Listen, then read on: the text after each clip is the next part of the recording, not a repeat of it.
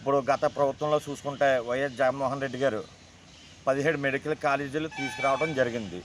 ఆ 17 మెడికల్ కాలేజీలో ఇంచుమించు 6 కాలేజీలు ఇప్పుడు రన్నింగ్లో ఉన్నాయి.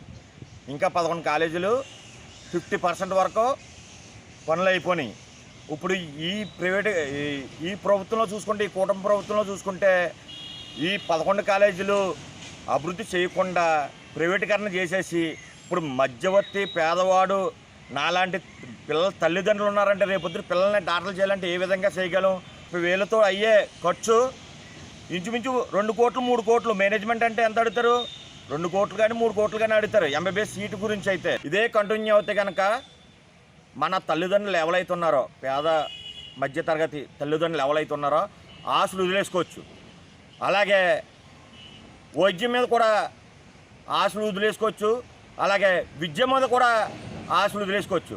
జగన్మోహన్ రెడ్డి గారు గత ప్రభుత్వంలో బాగా ఇంపార్టెంట్ ఇచ్చింది పేద పిల్లలకి విద్య, తర్వాత బాగా ఇంపార్టెంట్ ఇచ్చింది మధ్యతరగతి పేద పిల్లలకు హాస్పిటల్ విషయంలో చాలా బాగా చేశాడు.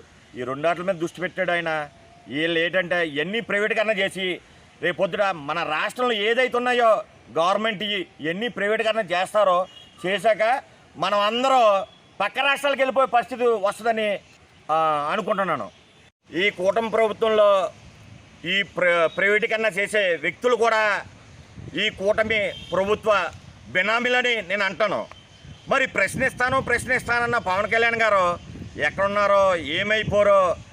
ఈ ప్రైవేటీకరణ చేస్తుంటే మీరు ప్రశ్నిస్తాం మానేసి మీరు చంద్రబాబు నాయుడు గారు పక్కనుండి నవ్వుకుంటున్నారంటే చాలా సిగ్గుసేటండి పవన్ కళ్యాణ్ గారు. ఈ ప్రభుత్వం అంటేనే పేదలకు మధ్యతరగతి వ్యక్తులకు ఉండే రహదారి లాంటి ప్రభుత్వం.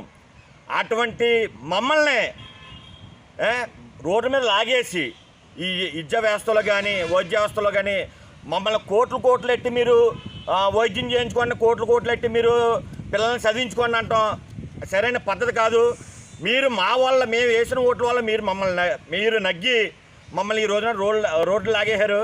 ఇదంతా ఒకసారి మీరు మీ ప్రభుత్వం మీరు ఒకసారి గమనించుకోండి.